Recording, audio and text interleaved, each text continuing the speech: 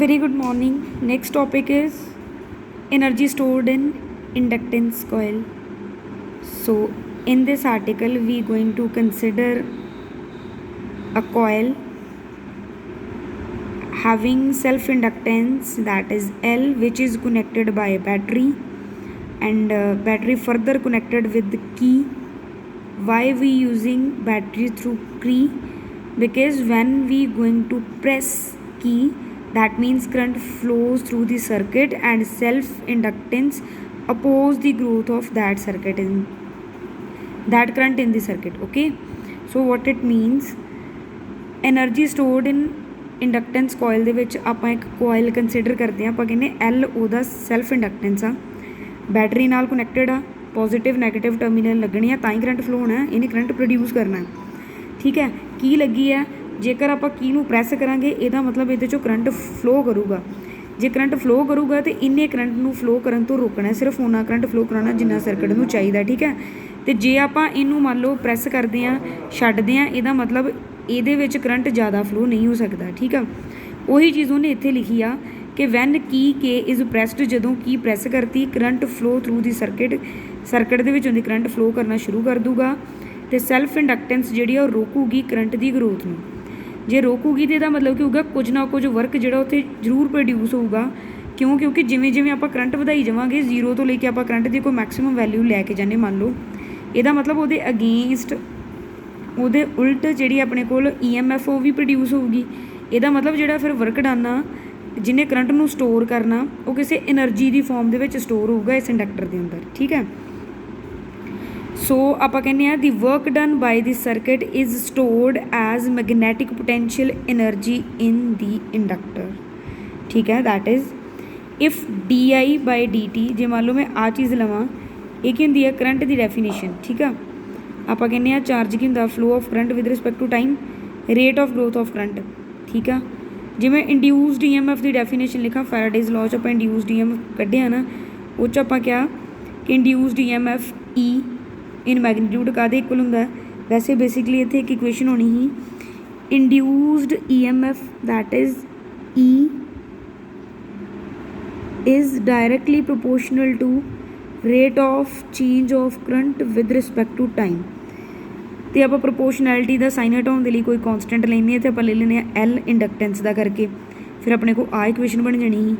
ਇਹਦਾ ਮਤਲਬ ਆਪਾਂ ਕਿਹਾ ਦੀ ਅਮਾਊਂਟ ਆਫ ਵਰਕ ਡਨ, ਇੰਨਾ ਅਮਾਊਂਟ ਆਫ ਵਰਕ ਡਨ ਜਿਹੜਾ ਉਹ ਪ੍ਰੋਡਿਊਸ ਹੁੰਦਾ ਵਾ 1 ਸੈਕਿੰਡ ਦੇ ਵਿੱਚ।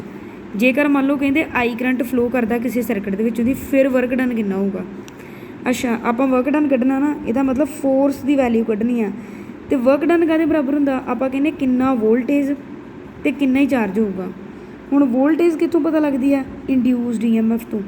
ਠੀਕ ਆ, ਜਾਣੀ ਕਿ ਮੈਂ ਲਿਖੂੰਗੀ ਵਰਕ ਡਨ, ਉਹ ਕਹਿੰਦਾ dW/dt ਕਾਹਦੇ ਇਕੁਅਲ ਆ, ਵੋਲਟੇਜ ਦੇ। ਵੋਲਟੇਜ ਕੀ ਆ ਮੇਰੇ ਕੋਲ, ਐਪਸਾਈਲਨ ਇਨਟੂ ਕਰੰਟ ਕੀ ਹੁੰਦਾ ਮੇਰੇ ਕੋਲ I। ਠੀਕ ਆ, ਇੱਥੇ ਲਿਖਿਆ ਵੀ ਹੋਇਆ ਵਾ work done is equal to voltage into charge that is E into I। ਠੀਕ ਹੈ ਜੀ, ਸੋ ਮੇਰੇ ਕੋਲ ਦੋ ਵੈਲਿਊਜ਼ ਆ ਗਈਆਂ ਕਰੰਟ ਦੀਆਂ।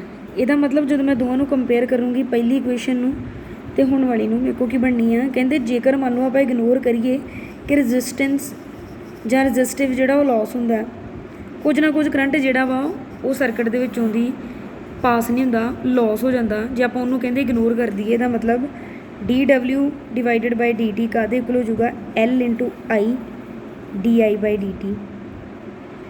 ਹੁਣ ਆਪਾਂ ਕੱਢਣਾ ਟੋਟਲ ਵਰਕ ਡਨ, ਆ ਵੀ ਇੱਕ ਵਰਕ ਡਨ ਦੀ ਵੈਲਿਊ ਆ, ਪਿੱਛੇ ਆਪਾਂ ਇੱਕ ਕੀਤੀ ਸੀ ਦਿਸ ਵਨ, ਇਹ ਵੀ ਵਰਕ ਡਨ ਦੀ ਵੈਲਿਊ ਆ। ਠੀਕ ਹੈ ਜੀ, ਸੋ ਜਦੋਂ ਆਪਾਂ ਟੋਟਲ ਵਰਕ ਡਨ ਕੱਢਣਾ, ਇਹਦਾ ਮਤਲਬ ਕਰੰਟ ਇਨਕਰੀਜ਼ ਕਰਨਾ ਉਦੋਂ ਜ਼ੀਰੋ ਤੋਂ ਲੈ ਕੇ ਕਿਸੇ ਮੈਕਸੀਮਮ ਵੈਲਿਊ 'ਤੇ।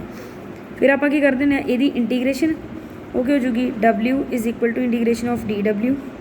ਹੁਣ DW ਦੀ ਵੈਲਿਊ ਲਿਖ ਦਿਓ, ਉਹ ਕੀ ਆਊਗੀ 0 ਇੰਟੂ I0। I ਦੀਆਂ ਲਿਮਿਟ ਆਉਣੀ ਆ, ਕਿਉਂਕਿ D ਦਾ I ਲੱਗਾ ਸੀ ਨਾ, ਇੱਥੇ ਆਹ ਵਾਲਾ ਸਾਰਾ ਫੰਕਸ਼ਨ ਆਇਆ ਨਾ ਐਜ਼ ਇਟ ਇਜ਼, ਅਤੇ ਆਹ DT ਇੱਥੇ ਚੱਲ ਜਾਣਾ। ਠੀਕ ਆ, ਉਹ ਬਣ ਗਿਆ LI DI/dt। ਆਹ ਵਾਲਾ DT ਜਿਹੜਾ ਇਹਨੇ ਇੱਥੇ ਜਾ ਕੇ ਮਲਟੀਪਲਾਈ ਹੋ ਜਾਣਾ, ਆ ਰਿਹਾ। ਜਦੋਂ ਇਹਨੂੰ ਆਪਾਂ ਸਿੰਪਲੀ ਸੋਲਵ ਕਰਦੇ ਹਾਂ, ਇਹਨੇ ਕੀ ਬਣਨਾ, DT ਦੇ ਨਾਲ DT ਕੈਂਸਲ ਹੋ ਜਾਣਾ, ਬਚੂਗਾ limit 0 current vary from initial position ਕੀ ਹੈ 0 तो मैक्सीमम जितने पहुँचता उन्हें मैं आई नॉट ले लिया। रह मेरे को कि चीज़ गई, यह दोवें क्रॉस मल्टीप्लाई हो जानी है L I into D I. ठीक है, आ चीज़ बन गई। हुण मैं यदि इंटीग्रेशन करनी है, जो इंटीग्रेशन की की बनना डी डबल्यू की इंटीग्रेशन की होगी डबल्यू। ठीक है, इतने मेरे को एल आई, इतने मेरे को की है आई, ये की हो गया L I not square. Limit put होनी है ना, upper limit minus lower limit. जो आप लिमिट पुट की हूँ ध्यान ना देखियो, यदि मैं डिफरेंशिएशन करनी है। ठीक है, X square into D X दी कहते बराबर होंगी है 1/2। यदा मतलब एनर्जी मेरे को कहते इक्वल आ जाऊगी फिर 1/2 L I not square. I not क्यों आया, क्योंकि अपन लिमिट पुट करनी है। अपर लिमिट पुट हुई तो जिथे जिथे आई उत्थे आई नॉट होना, लोअर लिमिट पुट करने की लोड़ नहीं क्योंकि जीरो आ। ठीक है, फिर L I not into D I not, I not तो आई नॉट स्क्वायर बन जाना। ठीक है, यदि जो डिफरेंशिएशन हुई होंगे 1/2 एल आई नॉट स्क्वायर। इनू की कहते हैं वर्क डन। ठीक है, ये मेरे को बन जानी रिक्वायर्ड इक्वेशन।